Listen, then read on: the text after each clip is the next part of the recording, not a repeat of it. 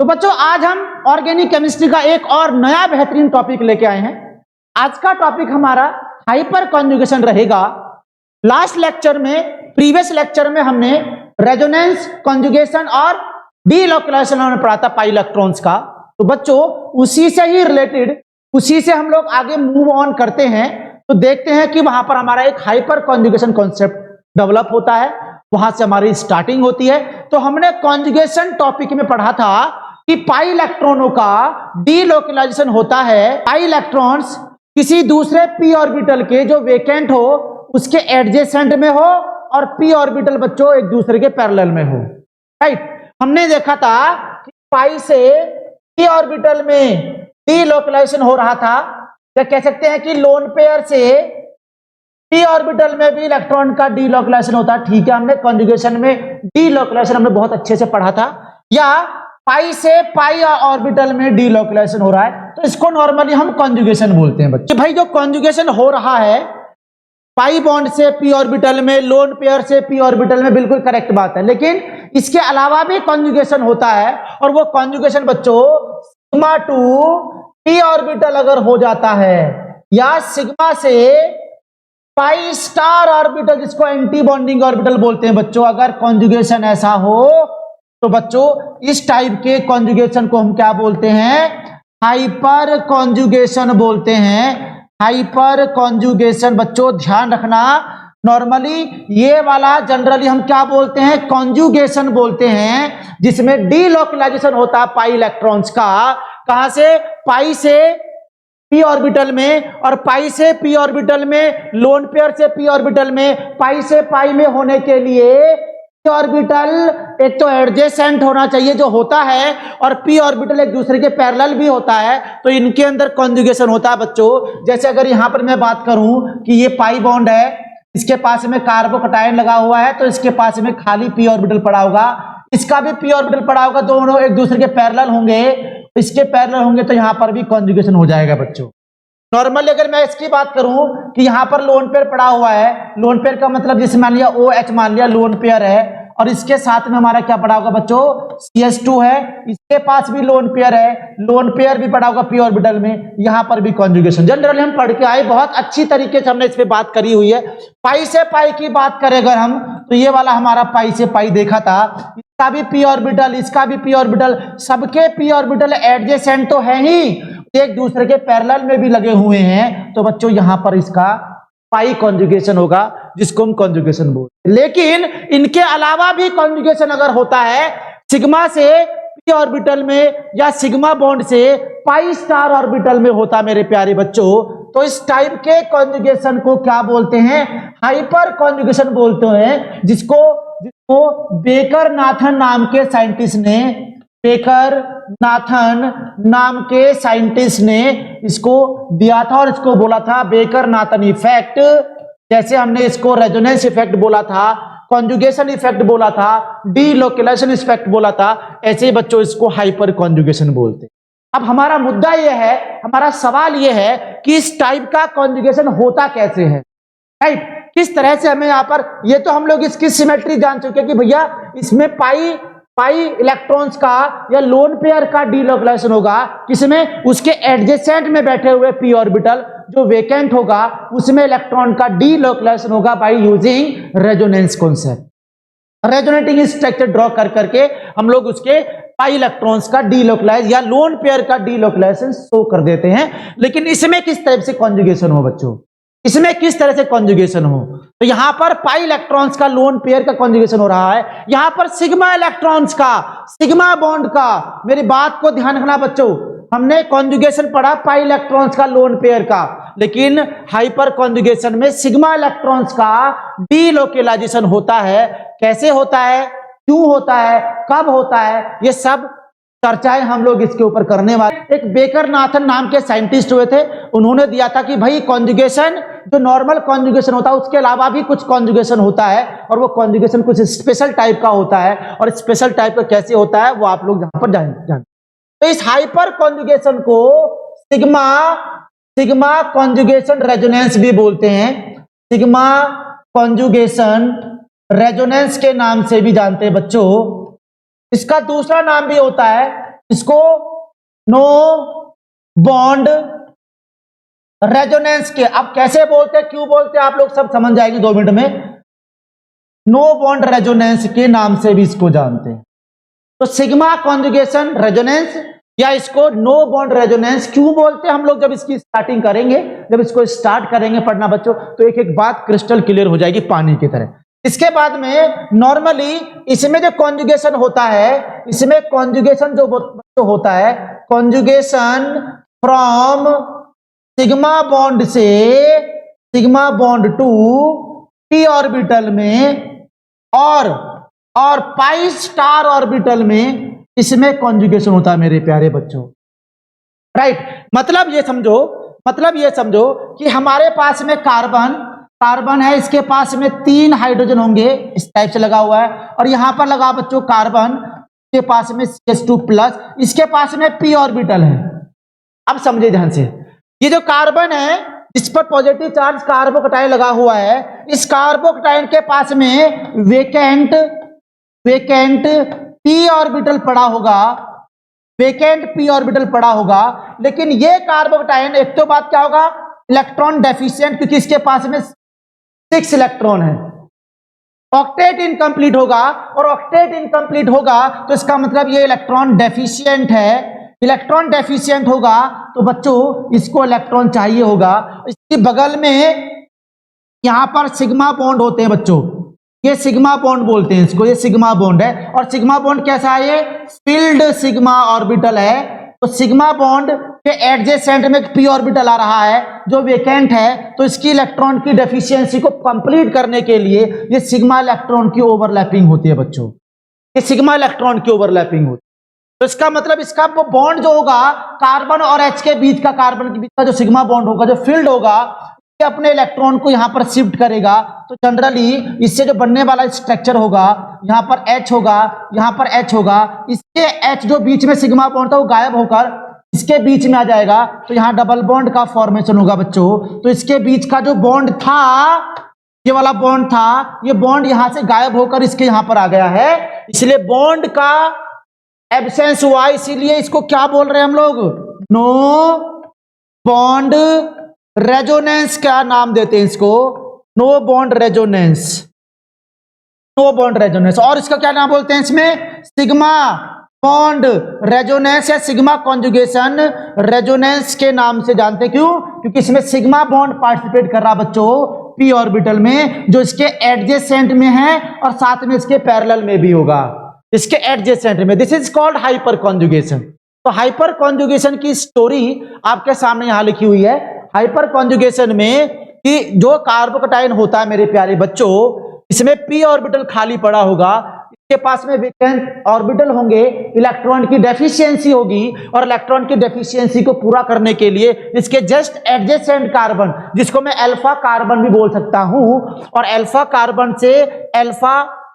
से alpha hydrogen होंगे, और कार्बन H के बीच में सिग्मा बॉन्ड्स होते हैं जिसके पास इलेक्ट्रॉन्स होते हैं। तो ये इलेक्ट्रॉन्स जो होंगे यहाँ पे शिफ्ट हो जाएंगे, कॉन्जुगेट हो जाएंगे, जैसा कि कॉन्जुगेशन के अंदर पाई इलेक्ट्रॉन्स या लोन पेयर उसके एडजेसेंट p ऑर्बिटल में डीलोकलाइज हो रहे थे, इसी में यहां पर केवल वहां पर पाई इलेक्ट्रॉन्स या लोन पेयर डीलोकलाइज हो रहे थे बच्चों, यहां पर सिग्मा इलेक्ट्रॉन डीलोकलाइज हो रहे हैं। इसकी जस्ट बगल में जो p ऑर्बिटल जो खाली पड़ा होगा, जो इलेक्ट्रॉन डेफिशिएंट होगा। तो जहां जहां पर भी वेकेंट p ऑर्बिटल होगा या कोई सा भी पाई स्टार ऑर्बिटल होगा जो वेकेंट होगा, जिनको इलेक्ट्रॉनों की जरूरत होगी, उसके जस्ट बगल वाले carbon that should sp3 hybridised carbon. ध्यान रखना मेरे बच्चों, कंडीशन है यहां पर इसकी, हाइपर कॉन्जुगेशन केवल वही होगा जिस कार्बन पर वेकेंट ऑर्बिटल हो, और उसी वेकेंट ऑर्बिटल के बगल वाले कार्बन sp3 कार्बन, उसके सिग्मा इलेक्ट्रॉन्स का डीलोकलाइजेशन होगा। दैट फिनोमिनॉन इज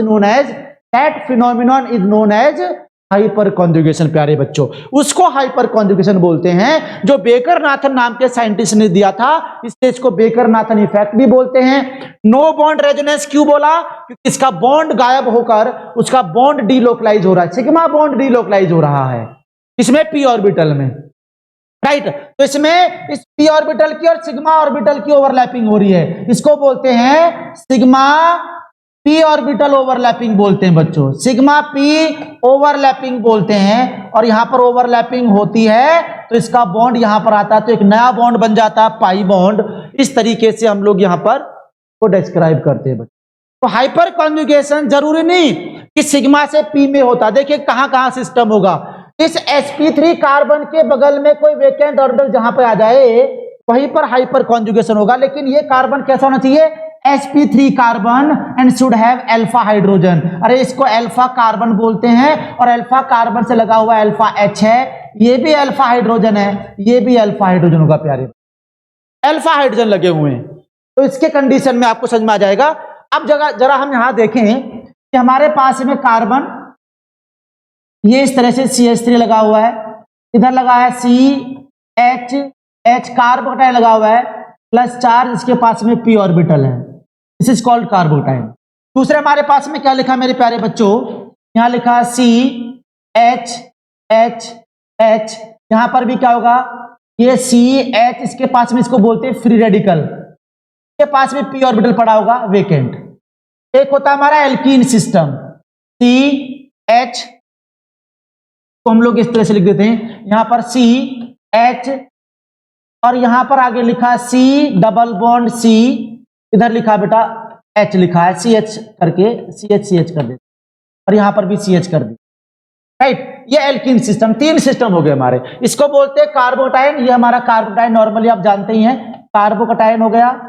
ये हमारा हो गया फ्री रेडिकल, दिख रहा है आपको फ्री रेडिकल, बहुत अच्छे से हमने पढ़ा हुआ पहले भी, फ्री रेडिकल हो गया, इसके उसको बोलते हैं एल्कीन सिस्टम। अच्छा आप देखिए ध्यान, अब इस कार्बोटाइन, एल्कीन और फ्री रेडिकल कंडीशन में इसमें p ऑर्बिटल है, इसमें वेकेंट p ऑर्बिटल है, लेकिन इस पाई सिस्टम में क्या होगा, अरे यहां पर पाई बॉन्ड होंगे बेटा, ये पाई बॉन्ड सिस्टम होगा। आप जानते हैं मोटी थ्योरी जब पढ़ते हैं हम लोग केमिकल बॉन्ड में, तो जब भी कोई बॉन्ड बनता है बच्चों, एक बॉन्डिंग होता है और एक इसका एंटी बॉन्डिंग फॉर्म होती है, ध्यान रखना मेरी बात का। अगर कोई सिग्मा बॉन्ड बनता है तो एक सिग्मा एंटी बॉन्डिंग होता है। तो यहां पर अगर जो पाई सिस्टम बना है, पाई बॉन्ड बना है, तो पाई बॉन्ड का एक एंटी बॉन्डिंग होगा और पाई बॉन्ड के एंटी बॉन्डिंग कुछ ऐसे लगे होते हैं, इसको बोलते हैं पाई बॉन्ड और इनको बोलते हैं pi star. These are called pi anti bonding, को बोलते हैं pi anti bonding, anti bonding. इसका आइडिया आप सब लोगों को बहुत अच्छी तरीके से होगा, केमिकल बॉन्ड में आप पढ़ते हैं, नहीं पढ़ा है तो आपको पढ़ाया जाएगा। केमिकल बॉन्ड जब चैप्टर चलेगा तो आपको बॉन्डिंग, एंटी बॉन्डिंग। लेकिन बात अब यहां पर सुन लीजिए, जब भी कोई बॉन्ड फॉर्म होता है बच्चों मॉलिक्यूल में, तो वहां पर दो बॉन्ड मॉलिक्यूलर ऑर्बिटल बनते हैं और एक होता है बॉन्डिंग, एक होता है एंटी बॉन्डिंग। तो जो भी सिग्मा बॉन्ड, पाई बॉन्ड की बात करते हैं बच्चों, तो वहां पर एंटी बॉन्डिंग उसका जरूर लाई करेगा जो वेकेंट रहता है। तो अब यहां पर क्या होगा, अब यहां पर इस कार्बोटाइन जो p ऑर्बिटल खाली पड़ा है, इसके बगल में कार्बन है जो sp3 हाइब्रिडाइज्ड है, sp3 हाइब्रिडाइज्ड, देखो sigma sigma sigma sigma, 4 sigma sp3 hybridised है। और इस sp3 के पास में अल्फा कार्बन पड़े हुए हैं, तीन अल्फा हाइड्रोजन पड़े हुए हैं, एक अल्फा, दो अल्फा, तीन अल्फा। और इसके पास में ये वाला बॉन्ड है सिग्मा, सिग्मा बॉन्ड बोलते हैं इसको, ये भी सिग्मा बॉन्ड है बच्चों, ये भी सिग्मा बॉन्ड पड़ा हुआ है। तो कोई सा भी सिग्मा बॉन्ड, ध्यान रखिएगा मेरी बात का। अब इसके पास में क्या होगा, ये सिग्मा ऑर्बिटल का और इस p ऑर्बिटल का क्या होगा, ओवरलैपिंग होगा, इसको बोलते हैं सिग्मा 2 p ओवरलैपिंग बोलते हैं बच्चों, इसको बोलते हैं सिग्मा 2 p ओवरलैपिंग। या कह सकते हैं कि सिग्मा इलेक्ट्रॉन डीलोकलाइज हो रहा है तो इसको बोलते हैं सिग्मा 2 p कॉन्जुगेशन बोलते हैं बच्चों, कॉन्जुगेशन बोलते हैं। कॉन्जुगेशन तो हो रहा है यार, अरे इलेक्ट्रॉनों का डीलोकलाइजेशन तो कहलाता है कॉन्जुगेशन, जिसमें इसका ऑर्बिटल और इसका ऑर्बिटल एक दूसरे के पैरेलल में होगा, इलेक्ट्रॉन का डीलोकलाइजेशन होगा। वो अलग बात है इसमें कि पाई इलेक्ट्रॉन का डीलोकलाइजेशन नहीं हो रहा, इसमें सिग्मा इलेक्ट्रॉनों का डीलोकलाइजेशन हो रहा, तो उसको बोलते हैं पाई सिग्मा 2 p कॉन्जुगेशन बोलते हैं। यहां पर क्या होगा, यहां पर भी p ऑर्बिटल पड़ा हो बच्चों, इसका भी सिग्मा इलेक्ट्रॉन पड़ा है, sp3 कार्बन है ये भी, और sp3 कार्बन पर तीन अल्फा हाइड्रोजन लगे हुए हैं, इसके पास भी सिग्मा बॉन्ड है, इसके पास भी सिग्मा इलेक्ट्रॉन्स है, इसके पास भी सिग्मा इलेक्ट्रॉन बोल दो, सिग्मा बॉन्ड बोल दो, एक ही बात है। फिर यहां पर इसका कॉन्जुगेशन होगा, इसका सिग्मा से, ये सिग्मा से p ऑर्बिटल हो रहा है, तो this is also called sigma 2 p conjugation बोलते हैं बच्चों, इसको सिग्मा 2 p कॉन्जुगेशन बोलते हैं। सिग्मा से पी ऑर्बिटल में कॉन्जुगेशन हो रहा है, मतलब पाई इलेक्ट्रॉन्स का डीलोकेलाइजेशन हो रहा है मेरे प्यारे बच्चों। यहां देखेंगे हम लोग, इसमें इसके बगल में भी ये sp3 कार्बन लगा है, इसके पास भी 3 अल्फा हाइड्रोजन लगे हुए हैं। sp3 कार्बन पर हाइड्रोजन का होना जरूरी होता है, क्योंकि वहीं पर तो आपके वहां पर सिग्मा इलेक्ट्रॉन डीलोकलाइज होंगे, कॉन्जुगेशन में रहेंगे इसके पाई स्टार में। एल्कीन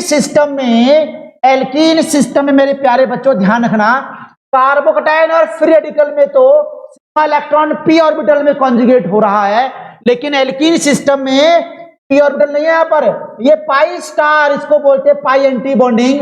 पाई एक तो ऑर्बिटल बॉन्डिंग बनता है और इसका एक एंटी बॉन्डिंग बनता है, जो इस तरह से बनता है डायग्राम। आपको बार बार नहीं बनाना है, बस आपको समझ लेना है कि कॉन्जुगेशन कहां से कहां पर हो रहा है एल्कीन सिस्टम में।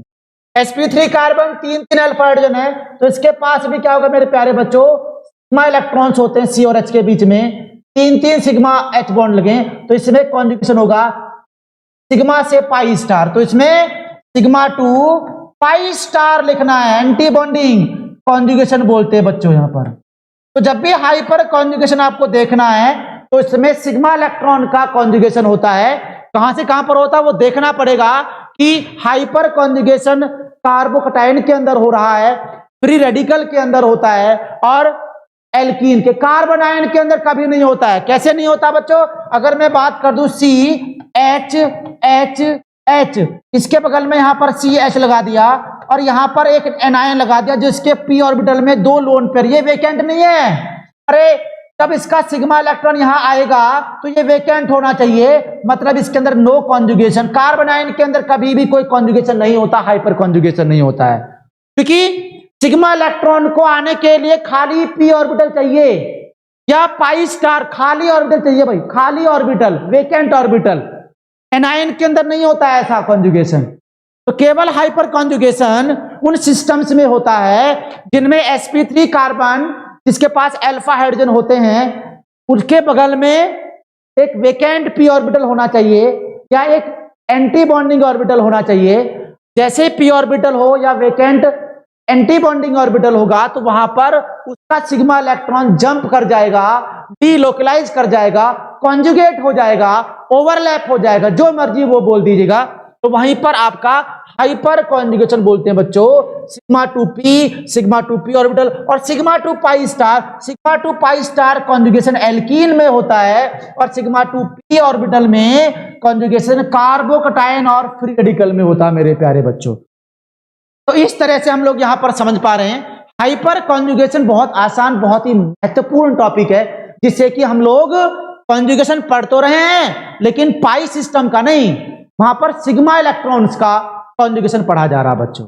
और सिग्मा इलेक्ट्रॉन्स का कॉन्जुगेशन आप लोग उसके एडजेसेंट कार्बन पर, एक के पास में वेकेंट पी ऑर्बिटल और जैसे उसकी बगल में sp3 कार्बन होना चाहिए, that should contain alpha hydrogen. ये अल्फा हाइड्रोजन और कार्बन के बीच में सिग्मा बॉन्ड होंगे ना बच्चों, और सिग्मा बॉन्ड होंगे तो वहां पर कॉन्जुगेशन होगा। जैसा मैं यहां पर देखूं कि अगर हम देखें कि भैया कॉन्जुगेशन कहां कहां पर नहीं हो सकता, तो मैं अगर बात बताऊं यहां पर बच्चों आपको, मैंने कार्बन लिखा, यहां पर H लिखा H और इसके साथ में H और इसके पास में कार्बोकटायन, इसके पास में लगा दी मैंने वेकेंट पी ऑर्बिटल। इसके बगल में sp3 कार्बन, पक्की बात है sp3 कार्बन और अल्फा H बॉन्ड लगे हैं, सिग्मा, इसका वेकेंट ऑर्बिटल, इसका भी जा सकता है, किसी का भी, कोई भी तीनों के तीनों अल्फा हाइड्रोजन में से एक बार इसका जाएगा, एक बार इसका जाएगा, एक बार इसका जाएगा, तो हाइपर कॉन्जुगेटिंग स्ट्रक्चर ड्रॉ हो जाएंगे जो हम बनाना सीखेंगे बच्चों। तो इसमें इसका इलेक्ट्रॉन का कॉन्जुगेशन होगा, तो इसका मतलब यहां पर हाइपर कॉन्जुगेशन प्रेजेंट होता है। लेकिन अगर मैं यहां पर कार्बन के बगल में फ्लोरीन लगा देता हूं या कोई भी इलेक्ट्रोनेगेटिव एलिमेंट लगा देता हूं, कार्बन लगा दिया H, कार्बन लगा दिया, कार्बोकटायन है, यहां पर भी क्या होगा बेटा, पी ऑर्बिटल होगा, वेकेंट है, इसके बगल में ये सिग्मा इलेक्ट्रॉन ही है भी, लेकिन प्रॉब्लम क्या आ रही है, यहां पर सिग्मा हाइड्रोजन है यार, इसके पास में मैंने जैसे फ्लोरीन लगा दिया, इस sp3 कार्बन पर मोर इलेक्ट्रोनेगेटिव, जैसे फ्लोरीन, जैसे क्लोरीन, ब्रोमीन, आयोडीन टाइप का कुछ मोर इलेक्ट्रोनेगेटिव एटम आ जाए, तो सिग्मा बॉन्ड तो अभी इनके बीच में ही है, ध्यान रखिएगा मेरी बात का, सिग्मा इलेक्ट्रॉन तो अभी इसके बीच में बच्चों, लेकिन इस सिग्मा इलेक्ट्रॉन का मूवमेंट मोर इलेक्ट्रोनेगेटिव की तरफ हो जाएगा। सिग्मा इलेक्ट्रॉन जो डेंसिटी होती है, सिग्मा इलेक्ट्रॉन डेंसिटी शिफ्ट हो जाती है बच्चों, शिफ्ट हो जाती है, शिफ्ट टूवर्ड फ्लोरीन, क्योंकि फ्लोरीन की इलेक्ट्रोनेगेटिविटी कार्बन की कंपैरिजन में बहुत ज्यादा होती है। तो ये सिग्मा इलेक्ट्रॉनों को फ्लोरीन की तरफ खींच लेता है, तो मतलब इसके सिग्मा इलेक्ट्रॉन यहां पर शिफ्ट नहीं हो पाएंगे। तो केवल और केवल हाइपर कॉन्जुगेशन वहीं पर पॉसिबल होगा जहां पर कार्बन से लगा हुआ H हो या उसका कोई आइसोटोप ड्यूटेरियम हो या इस H का डेरिवेटिव हो कोई आइसोटोप हो ट्रिटियम। तो बच्चों तभी ये इसका सिग्मा इलेक्ट्रॉन यहां पर डीलोकलाइज हो सकता है। उससे अदर में कोई भी इलेक्ट्रोनेगेटिव एटम लगा हो तो वो सिग्मा इलेक्ट्रॉन को पी ऑर्बिटल के पास पहुंचने ही नहीं देगा, कारण क्योंकि वो इलेक्ट्रोनेगेटिव एलिमेंट उन सिग्मा इलेक्ट्रॉन को अपनी तरफ टाइटली बाउंड करके रखता है। तो ये सिग्मा इलेक्ट्रॉन यहां जाएगा नहीं, इसका मतलब यहां पर हाइपर कॉन्जुगेशन नहीं होगा। तो ये भी पता होना चाहिए सिग्मा इलेक्ट्रॉन का डीलोकलाइजेशन या कॉन्जुगेशन कंडीशन मैच कर जाए ठीक है, लेकिन जरूरी नहीं कि वो कंडीशन मैच करने के बावजूद भी वो हाइपर कॉन्जुगेशन शो कर दे बच्चों। तो यहां पर ध्यान रखिएगा कि भैया इस sp3 कार्बन पर हाइड्रोजन ड्यूटेरियम ट्रिटियम उसके आइसोटोप्स होंगे तो ही अपने सिग्मा इलेक्ट्रॉन को छोड़ पाएगा, और सिग्मा इलेक्ट्रॉन इस बगल वाले एडजेसेंट वाले कार्बन पर एडजेसेंट कार्बन पर चिपक जाएगा या वहां पर वो ओवरलैप हो जाएगा, तो यहां पर शो नहीं करेगा। और अगर मैं यहां पर कार्बन और H लगा दूं, चलो H लगा दूं यहां पर, लेकिन इसके बगल में मैं कोई कार्बन आयन लगा देता हूं, कार्बन आयन लगा देता हूं, तो कार्बन आयन में आने के बाद में लोन पेयर इस p ऑर्बिटल में आ जाएंगे, और p ऑर्बिटल में आते हैं तो इसका मतलब ये फील्ड हो गया p orbital, field p orbital है। चाहिए क्या हमें? वेकेंट। तो इसका मतलब इसका सिग्मा इलेक्ट्रॉन तो अवेलेबल है, लेकिन सिग्मा इलेक्ट्रॉन जाए कहां पर? इसके एडजेसेंट में, तो ये भरा हुआ है ना बच्चों, तो फिर यहां पर भी कंडीशन मैच होने के बावजूद भी यहां नहीं जा पाएगा, क्योंकि ये कार्बन के पास में एडजेसेंट में उसका वेकेंट p ऑर्बिटल होना चाहिए। तो इस टाइप के कंपाउंड में भी कोई हाइपर कॉन्जुगेशन देखने को नहीं मिलता है बच्चों। तो हाइपर कॉन्जुगेशन कहां कहां पर होता है, कैसे कैसे होता है, ये समझ लेते हैं। और इसको हमने समझ लिया है, और कैसे कैसे ओवरलैपिंग होती है, किस किस टाइप का कॉन्जुगेशन होता है बच्चों, बात को हम लोग समझ चुके हैं।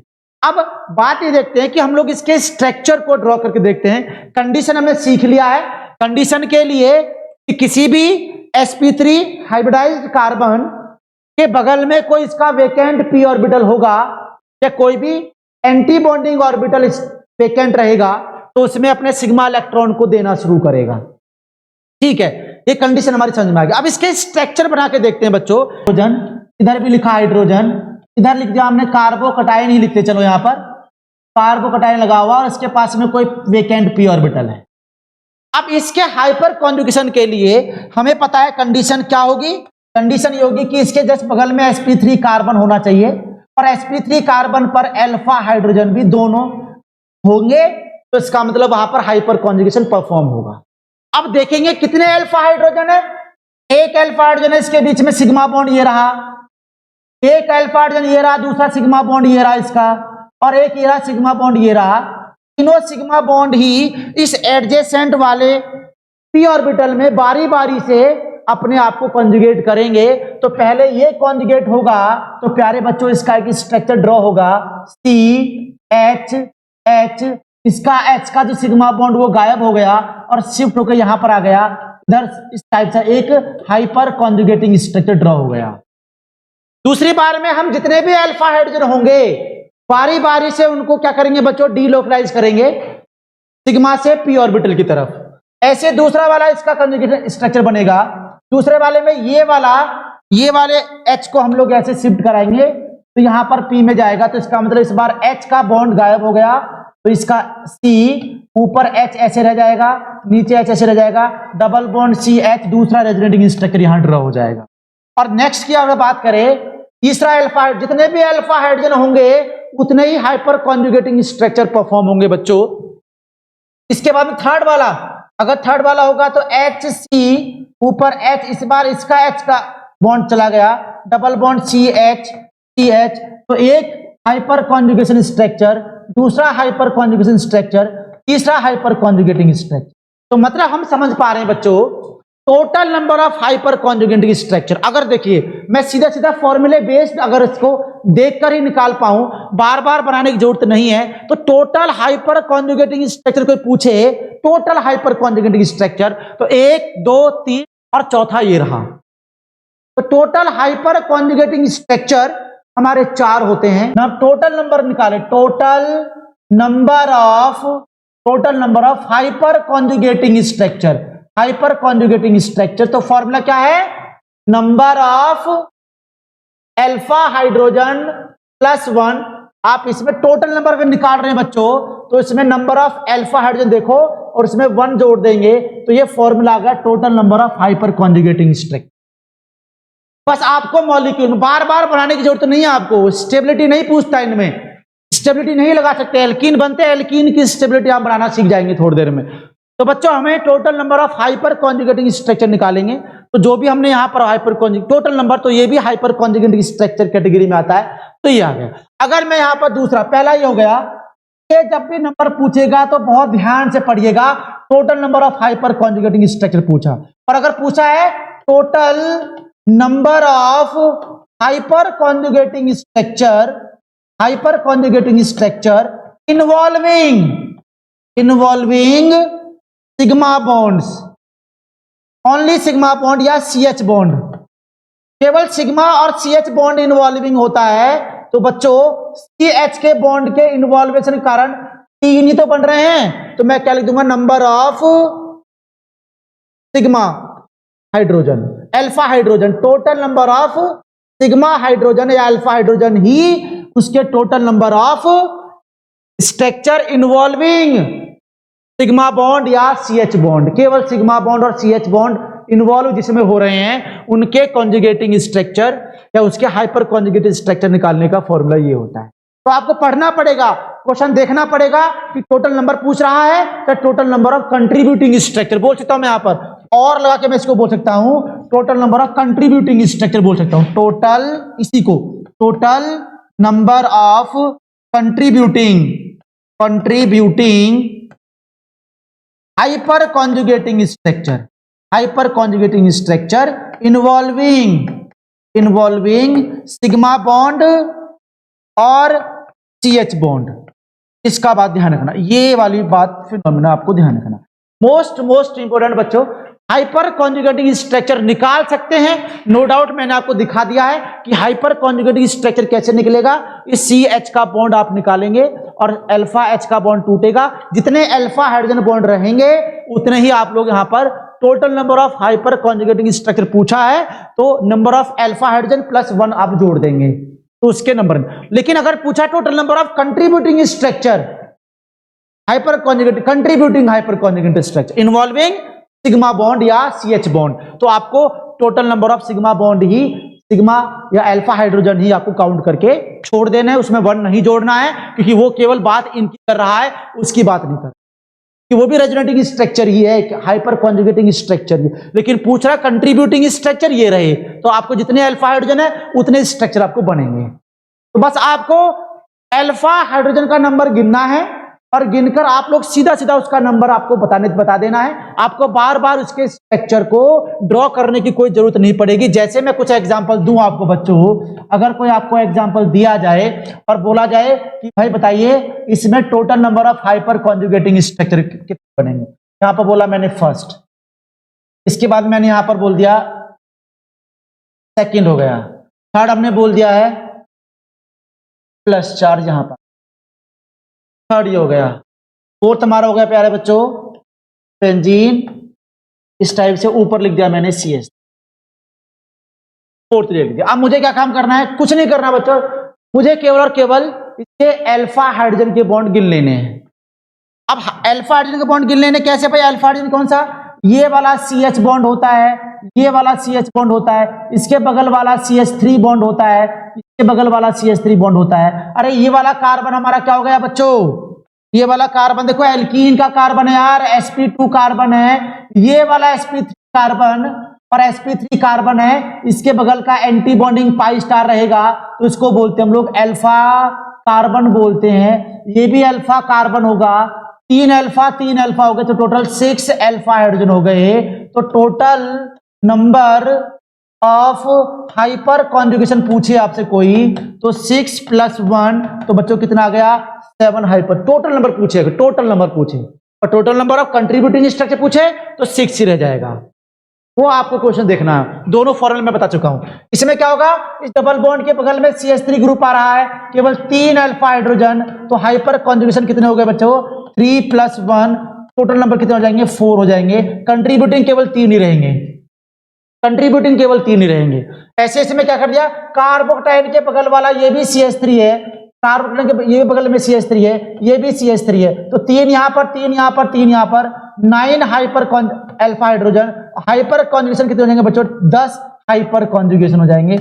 अब देखिएगा इसमें, इस कार्बन के बगल में ये लगा sp3 कार्बन, और sp3 कार्बन में 3 अल्फा हाइड्रोजन है, क्योंकि ये तो sp2 है, डबल बॉन्ड आ रहा है, इसका डबल बॉन्ड आ रहा बच्चों, एल्कीन सिस्टम है। अरे एल्कीन सिस्टम होगा तो इसके बगल में लगा sp3 कार्बन, 3 अल्फा हाइड्रोजन होंगे, इसका मतलब 4 हाइपर कॉन्जुगेशन होंगे। तो आप लोग इस बात से बिल्कुल रूबरू हो चुके हैं, समझ चुके हैं कि किस तरीके से हम लोग हाइपर कॉन्जुगेटिंग स्ट्रक्चर कैलकुलेट कर सकते हैं। देखते ही बनाने की बारी नहीं आएगी, बनाना चाहे तो आप बना सकते हैं, लेकिन इतने बड़े बड़े सिस्टम में हम लोग इनके हाइपर कॉन्जुगेट बनाने में अपना टाइम ही वेस्ट करते हैं। आप लोग सीधा सीधा अल्फा हाइड्रोजन गिनो और उसके हाइपर कॉन्जुगेशन टोटल पूछे तो टोटल में अल्फा हाइड्रोजन में 1 जोड़ देंगे तो टोटल नंबर निकल जाएंगे, और total number of contributing structure पूछेगा तो जितने भी अल्फा हाइड्रोजन होंगे वही आपका हाइपर कॉन्जुगेटिंग स्ट्रक्चर बन जाएगा प्यारे।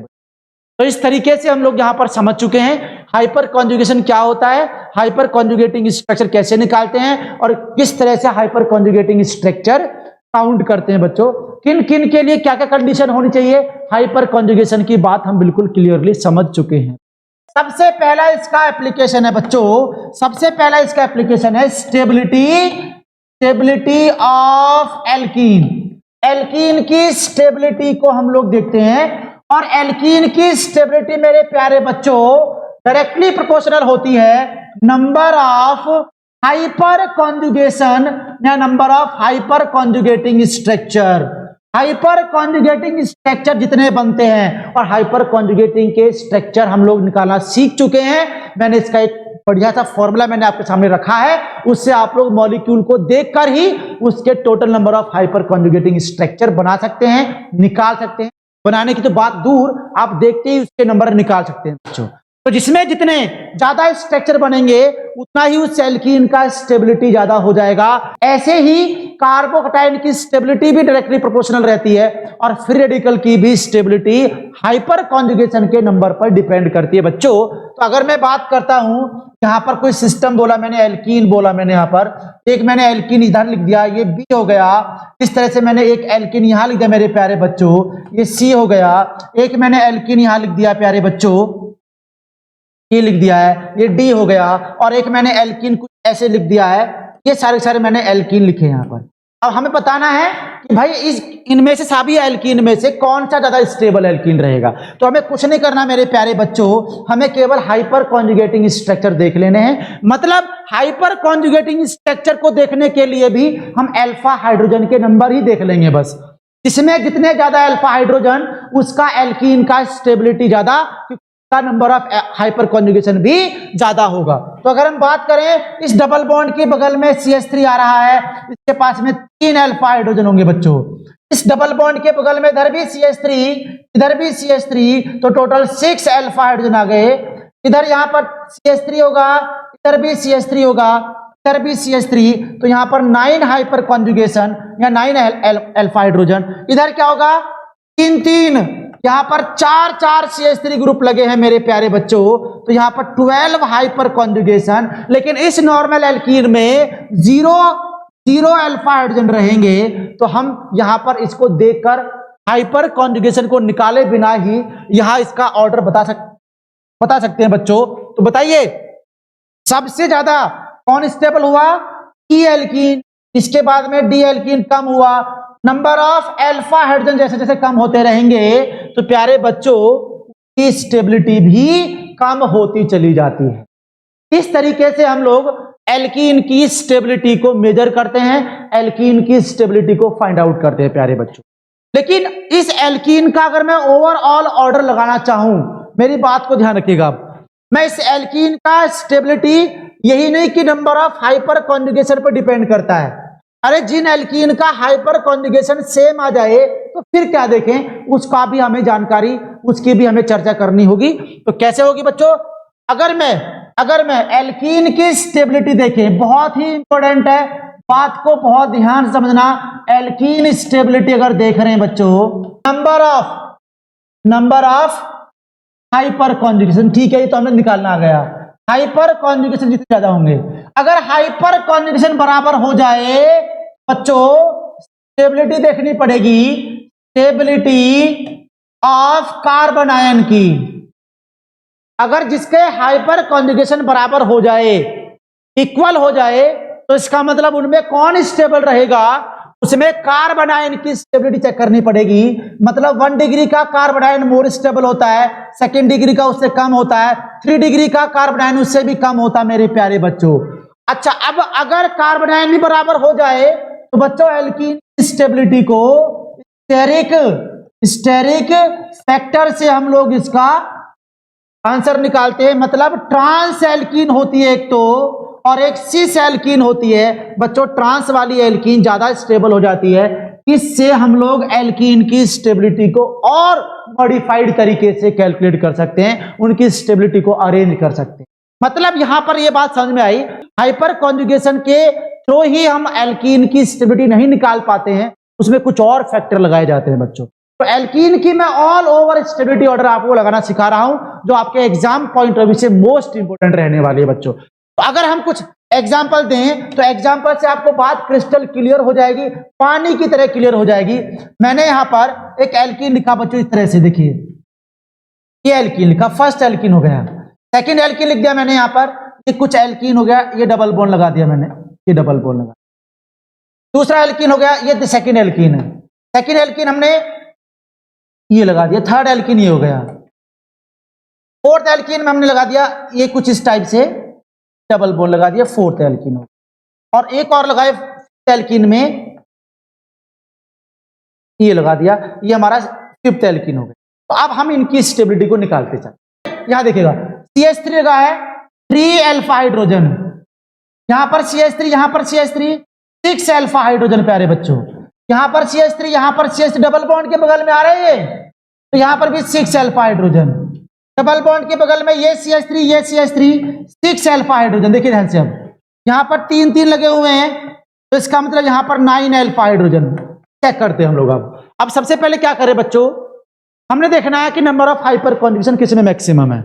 तो इन पांचों के पांचों में सबसे ज्यादा हाइपर कॉन्जुगेशन फिफ्थ में आ रहे हैं, तो फिफ्थ इज मोर स्टेबल, पहले प्रायोरिटी इसको दे देते हैं। इसके बाद में हाइपर कॉन्जुगेशन इसमें भी सेम आ गए, इसमें भी सेम आ गया, इसमें भी सेम आ गया, तो प्यारे बच्चों इसमें हमें अब दूसरा फैक्टर देखना पड़ेगा, हमें इसमें दूसरा फैक्टर देखना पड़ेगा।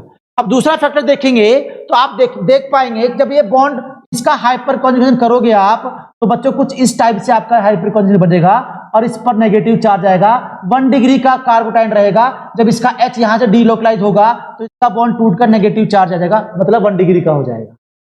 ऐसे ही इसका बॉन्ड तोड़ेंगे तो बच्चों जब इसका हाइपर कॉन्जुगेशन होगा तो यहां पर कुछ ऐसे बन जाएगा, डबल बॉन्ड आएगा, यहां पर नेगेटिव चार्ज आएगा, मतलब 2nd डिग्री का एनायन बन जाएगा ये। ऐसे यहां पर भी इसका हाइपर कॉन्जुगेशन होगा बच्चों, तो यहां पर भी इसका इस टाइप से डबल बॉन्ड आएगा, यहां पर भी 2 डिग्री का कार्बन आयन बन गया। तो इसमें हाइपर कॉन्जुगेशन देख सब में बराबर। इसके बाद देखा कार्बन आयन किस पे ज्यादा आ रहा है, इस पर 1 डिग्री का कार्बन आयन आ रहा है, इन दोनों पर 2 डिग्री का कार्बन आयन आ रहा है बच्चों, और इन दोनों पर 2 डिग्री का कार्बन आयन आ रहा है, तो इसका मतलब 1 डिग्री का मोर स्टेबल होता है, तो इसका मतलब सेकंड इसके बाद में आएगा मोर स्टेबल में। अब थर्ड और फोर्थ पर फिर बात रुक गई आके, क्योंकि इसका हाइपर कॉन्जुगेशन बराबर हो गया और कार्बन आयन भी 2 डिग्री का 2 डिग्री का हो गया, तो थर्ड फैक्टर पे आएंगे, यहां पर स्टेरिक फैक्टर देखना पड़ेगा, ट्रांस इज मोर स्टेबल। तो बच्चों आप जान रहे हैं कि जब दो ग्रुप डबल बॉन्ड के अपोजिट में होते हैं उसको ट्रांस बोलते हैं, दिस इज ट्रांस। ट्रांस वाले में ग्रुप अलग अलग होते हैं तो कम रिपल्सन लगता है, इस वाले में ग्रुप नजदीक नजदीक तो ज्यादा रिपल्सन लगता है, तो इसका मतलब यहां पर फोर्थ आएगा, फोर्थ के बाद में थर्ड आएगा, और इसमें तो हाइपर कॉन्जुगेशन सबसे कम आ रहे हैं, तो बच्चों इसका तो फर्स्ट आएगा, बहुत ही इंपॉर्टेंट है बच्चों। आप यहां पर जान चुके हैं कि हाइपर कॉन्जुगेशन के थ्रू ही हम लोग एल्कीन की स्टेबिलिटी निकालते थे, लेकिन ये जरूरी नहीं है। हाइपर कॉन्जुगेशन बराबर हो जाए तो कार्बन आयन की स्टेबिलिटी देखनी पड़ती है, और कार्बन आयन में 1 डिग्री वाला मोर स्टेबल होता है, इससे कम होता है 2 डिग्री का। अगर ये भी कार्बन आयन बराबर आ जाए तो इसके बाद में स्टेरिक फैक्टर देखना पड़ता है। तब ऑल ओवर तो नहीं बोल सकते, तब हम एल्कीन की स्टेबिलिटी निकाल पाते हैं प्यारे, तब हम एल्कीन की स्टेबिलिटी निकाल पाते हैं। अब थोड़ा सा और इसको मॉडिफाई करें, अगर हम फाइनल स्टेटमेंट दें कि भाई एल्कीन की स्टेबिलिटी हम निकाले कैसे, पहले तो ये देखें एल्कीन की स्टेबिलिटी हम निकाले कैसे ऑल ओवर कंडीशन में। इसमें हम लोग number of hyper conjugation, stability भी, स्टेरिक फैक्टर भी निकाल लें। एल्कीन की स्टेबिलिटी को निकालने का सबसे बेहतरीन तरीका, मैं इसका एक ऑल ओवर ऑर्डर निकाल रहा हूं जिसमें हाइपर कॉन्जुगेशन हम लोग पढ़ते आए हैं, और हाइपर कॉन्जुगेशन लगाने से आपके एल्कीन के क्वेश्चंस नहीं होते बच्चों स्टेबिलिटी के। हम मानते हैं कि एल्कीन का बहुत आसान क्वेश्चन आता है स्टेबिलिटी का, बस कुछ नहीं करना होता है, हमको केवल हाइपर कॉन्जुगेशन निकालने पड़ते हैं। अरे हाइपर कॉन्जुगेशन बराबर हो गए तो फिर इसके बाद में कौन सा स्टेप लगाना पड़ेगा, इस बात से रूबरू होना है, इस बात की चर्चा करनी पड़ेगी आपको। आसान क्वेश्चन पर कॉन्सेप्ट लगाया होता है, तो आप लोग अपने बेसिक कॉन्सेप्ट जो आपने सीखा हुआ है, आपको सिखाया गया होता है, उसी से आप लोग उसके आंसर निकाल के आ जाते हैं। और जब देखते हैं आंसर की में, तो आप लोग देख पाते हैं कि भैया उसका आंसर जो लगा के आए हैं उसे कुछ डिफरेंट ही आंसर आता है। क्यों? क्योंकि बच्चों कॉन्सेप्ट हमने एल्कीन की स्टेबिलिटी हाइपर कॉन्जुगेशन के बेस पर निकालना सीखा अब तक, लेकिन हाइपर कॉन्जुगेशन जब बराबर हो जाए बच्चों तो आपकी एनायन की भी स्टेबिलिटी देखनी पड़ती है, और एनायन भी स्टेबल हो जाता है तो स्टेरिक फैक्टर देखना पड़ता है प्यारे बच्चों। और भी मैं ऑल ओवर, अगर इसका मैं ऑर्डर लगाऊं, ऑल ओवर ऑर्डर लगाएं तो आपको एक फाइनल स्टेटमेंट आएगा, और फाइनल बात से आप रूबरू हो जाएंगे। एल्कीन कैसा भी दिया हो, किसी भी कैटेगरी का दिया हो, आप लोग उसकी स्टेबिलिटी को लगा जाएंगे बच्चों, आप उसकी एल्कीन स्टेबिलिटी लगा पाएंगे। तो इसका मतलब ऑल ओवर ऑर्डर की बात कर रहा हूं, ऑल ओवर ऑर्डर की बात कर रहे हैं, और ऑल ओवर ऑर्डर में आपको सबसे पहले एल्कीन की स्टेबिलिटी देखने से पहले आपको सबसे पहले चेक करना पड़ेगा कि उसके अंदर कॉन्जुगेशन है या नहीं है। ये बात समझ लेना बच्चों। अब ये फाइनल पॉइंट है, ये फाइनल समरी है एल्कीन की स्टेबिलिटी की, और ये मानो हाइपर कॉन्जुगेशन की समरी की। हाइपर कॉन्जुगेशन तो एक बहुत छोटा माइन्यूट सा एक फैक्टर हो गया, एक छोटा सा फैक्टर हो गया बच्चों। अब एल्कीन की स्टेबिलिटी का तो पत्ते खुल गए, सारे के सारे, सारी कहानी खुल गई। तो हमने सबसे पहले क्या देखना है, कॉन्जुगेशन। कॉन्जुगेशन बराबर है, सबसे पहले फैक्टर होगा कॉन्जुगेशन, डोमिनेंट फैक्टर होगा। जिस एल्कीन में कॉन्जुगेशन होगा उसमें आपको हाइपर कॉन्जुगेशन देखने की नौबत ही नहीं आने वाली, उसमें तो आपको देखना पड़ेगा केवल कॉन्जुगेशन। लेकिन अगर कॉन्जुगेशन बराबर हो जाता है तो हम चेक करते हैं बच्चों हाइपर कॉन्जुगेशन, हाइपर कॉन्जुगेशन। और हाइपर कॉन्जुगेशन भी अगर बराबर हो जाए तो इसके बाद में क्या चेक करना प्यारे बच्चों, स्टेबिलिटी किसकी, स्टेबिलिटी कार्बन आयन की। कार्बन आयन कैसे स्टेबिलिटी, 1 डिग्री ज्यादा स्टेबल, 2 डिग्री उससे कम स्टेबल, 3 डिग्री कार्बन आयन उससे स्टेबल होता है। और इसके बाद में थर्ड फैक्टर ये होगा, और फोर्थ फैक्टर देखिए अगर स्टेबिलिटी बराबर आ जाए तो इसके बाद में बच्चों स्टेरिक फैक्टर देखना पड़ता है। बस आप लोग इस ऑर्डर को आप सीख गए। स्टेरिक फैक्टर का मतलब ट्रांस मोर स्टेबल होता है सिस के, ट्रांस मोर स्टेबल होता है सिस के। तो इस बात से आप लोग रूबरू हो जाइए, इस बात को आप सीख जाइए। हम एल्कीन की स्टेबिलिटी को लगाना सीख चुके हैं। किसी भी टाइप की एल्कीन आपके सामने लिखी हो, अब उसकी स्टेबिलिटी लगाना आपको बहुत अच्छे तरीके से आ चुकी है, बहुत ही अच्छे तरीके से। तो हम लोग समझ, अब एल्कीन में भी अगर बात करें, डबल बॉन्ड ये कॉन्जुगेटेड किसके लिए होता है, डाइइन के लिए। अगर मैं आप लोग बोलूं कॉन्जुगेटेड, कॉन्जुगेटेड डाइइन जो होता है वो मोर स्टेबल होता है आइसोलेटेड से, आइसोलेटेड से। और आइसोलेटेड से कौन स्टेबल होता है, क्यूमुलेटिव, क्यूमुलेटिव डाइइन्स। मतलब जैसे होता है डबल बॉन्ड कार्बन ऐसे कुछ लगा दे, कॉन्जुगेट का मतलब होता है इस तरह से, double bond single bond double bond, इसको बोलते हैं कॉन्जुगेट। आइसोलेट का मतलब क्या होगा, ऐसे कुछ डबल बॉन्ड फिर डबल बॉन्ड कोने पे लगे हो, अलग अलग लगे हों, कॉन्जुगेशन में ना हो एल्कीन। और क्यूमुलेटिव का मतलब प्यारे बच्चे क्या होता है, ऐसे होता है डबल बॉन्ड बिल्कुल एडजेसेंट पे लगा हो, उसको क्यूमुलेटिव डाइइन्स बोलते हैं। ये डाइईन्स की कहानी होती है, ये डाइईन्स की कहानी होती है, आप सब लोग जानते हैं डाइईन्स की कहानी होती है। तो डाइईन्स में डबल बॉन्ड होते हैं, ट्रिपल बॉन्ड होते हैं, या तो वो कॉन्जुगेट हो सकता है जो सबसे स्टेबल होगा, उससे कम होता है आइसोलेटेड जिसमें क्या होगा डबल बॉन्ड अलग अलग होते हैं, कॉन्जुगेशन में नहीं होते हैं, और क्यूमुलेटिव डाइईन्स वो होते हैं जिसमें डबल बॉन्ड बिल्कुल एडजेसेंट पोजीशन पर लगे होते हैं, राइट। तो मैंने पहले देखना कॉन्जुगेशन, कॉन्जुगेशन नहीं आ रहा तो इसका मतलब हाइपर कॉन्जुगेशन चेक करो, और हाइपर कॉन्जुगेशन भी अगर मैच हो गया तो फिर एनायन की स्टेबिलिटी, और वो भी सिमिलर हो गया तो स्टेरिक फैक्टर चेक करना पड़ेगा। ये आपके लिए कंडीशन होगी, ये आपके लिए बेहतरीन पॉइंट हो गया। जैसे मैं आपको एग्जांपल कराऊं बच्चों, तो सबसे पहले देखना कॉन्जुगेशन, सबसे पहले double bond single bond double bond conjugation है, तो लिख दिया मैंने कॉन्जुगेशन है इसमें। इसमें क्या है double bond single bond double bond, एक CH3 ग्रुप लगा है, एक CH3 ग्रुप लगा है, तो इसका मतलब कॉन्जुगेशन तो है ही, प्लस इसके पास में 6 हाइपर कॉन्जुगेशन मतलब 6 अल्फा हाइड्रोजन है, दोनों है इसमें।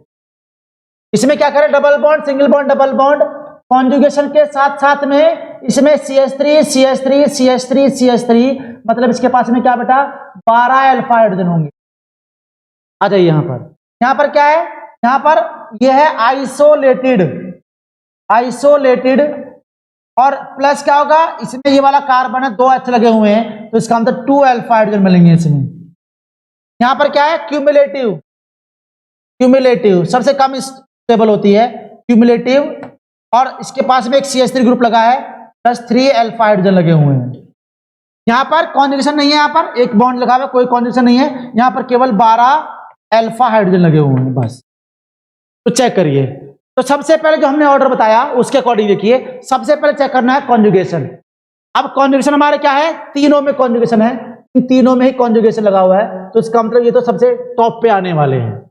अब कॉन्जुगेशन बराबर होता है तो इसके बाद में क्या चेक करना पड़ता है बच्चों हमको, हाइपर कॉन्जुगेशन। इसमें कोई हाइपर कॉन्जुगेशन नहीं है, यहां पर 0 हाइपर कॉन्जुगेशन, 0 अल्फा हाइड्रोजन है, 6 है, इसमें 12 है, तो आप समझ चुके हैं कॉन्जुगेशन भी है, हाइपर कॉन्जुगेशन 12 लगा हुआ है, तो सबसे पहले आएगा C, इसके बाद में आएगा B, इसके बाद में A आएगा, क्योंकि तीनों में कॉन्जुगेशन है। और कॉन्जुगेशन में सबसे ज्यादा कौन पहले लगा, बाजी मार गया जिसमें हाइपर कॉन्जुगेशन ज्यादा होंगे प्यारे बच्चों, जिसमें हाइपर कॉन्जुगेशन ज्यादा होंगे।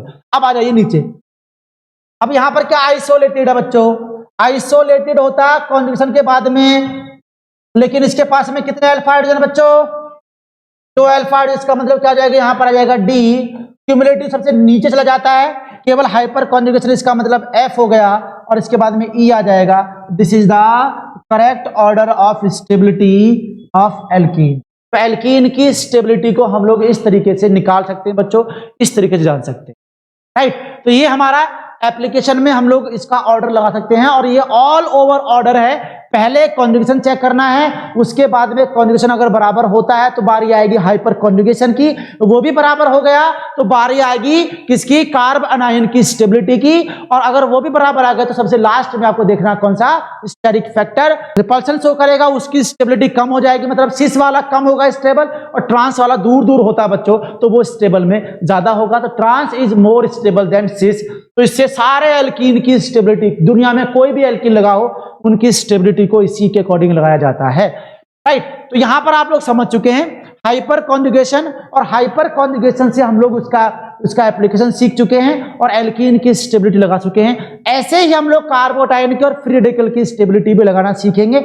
ऑल ओवर इफेक्ट जब कराऊंगा मैं आपको, आप इसी तरीके से लगा सकते हैं, इस पर टाइम वेस्ट नहीं करेंगे, क्योंकि मैं जब ऑल ओवर इफेक्ट कराऊंगा मीजोमेरिक का, इंडक्टिव का और हाइपर कॉन्जुगेशन का, तो हम सब लोग सबकी स्टेबिलिटी हम अरेंज कर देंगे अपने आप। हाइपर कॉन्जुगेशन 2 टाइप का होता है, एक को बोलते हैं पॉजिटिव हाइपर कॉन्जुगेशन और एक को बोलते हैं नेगेटिव, जिसको रिवर्स हाइपर कॉन्जुगेशन के नाम से भी जाना जाता है। एक को बोलते हैं positive hyper conjugation plus H, positive hyper conjugation. दूसरा होता है मेरे प्यारे बच्चों negative hyper conjugation minus H, और इसी का नाम बोलते हैं reverse hyper conjugation, reverse hyper conjugation. तो बहुत नाम सुना होगा आपने, बड़ा ही कंफ्यूज करता है एडवांस में और मेंस में, रिवर्स हाइपर कॉन्जुगेशन क्या होता है और पॉजिटिव हाइपर कॉन्जुगेशन क्या होता है। तो बच्चों आप यहां पर जानिएगा, बहुत ही आसान टॉपिक, बहुत ही सिंपल और बहुत ही महत्वपूर्ण टॉपिक है। प्लस H पॉजिटिव और माइनस H, जिसको रिवर्स हाइपर कॉन्जुगेशन बोला जाता है। अब प्लस H की तो हम बात कर चुके हैं नॉर्मली, बस नाम नहीं दिया है। जो हमने पढ़ा अब तक वो सबका सब पॉजिटिव हाइपर कॉन्जुगेशन ही है। कैसे बच्चों, आप जरा जानिएगा। मैंने क्या बोला कि कोई भी कार्बन है जो sp3 कार्बन है जिसके पास में अल्फा H रहेंगे, इसके बगल में कार्बोटाइल लगा होगा, एल्कीन लिखा होगा या फ्री रेडिकल लिखा होगा, इसके पास में है आपका एक वेकेंट पी ऑर्बिटल। इसका सिग्मा इलेक्ट्रॉन रहेगा, ये सिग्मा इलेक्ट्रॉन इसमें कॉन्जुगेट होंगे तो उसको बोलते हैं sigma to P orbital conjugation. No doubt कि हम सीख चुके, राइट। और अगर अगर अगर मेरे प्यारे बच्चों इसमें कार्बन H और यहां पर H होगा और यहां पर डबल बॉन्ड लगा होगा, मान लिया CH और यहां पर CH2, इसका ये पाई बॉन्ड है, इसका एक एंटी बॉन्डिंग होगा जिसको हम क्या नाम देते हैं बच्चों, सिग्मा स्टार। मत भूल जाना, sigma star anti bonding vacant होता है।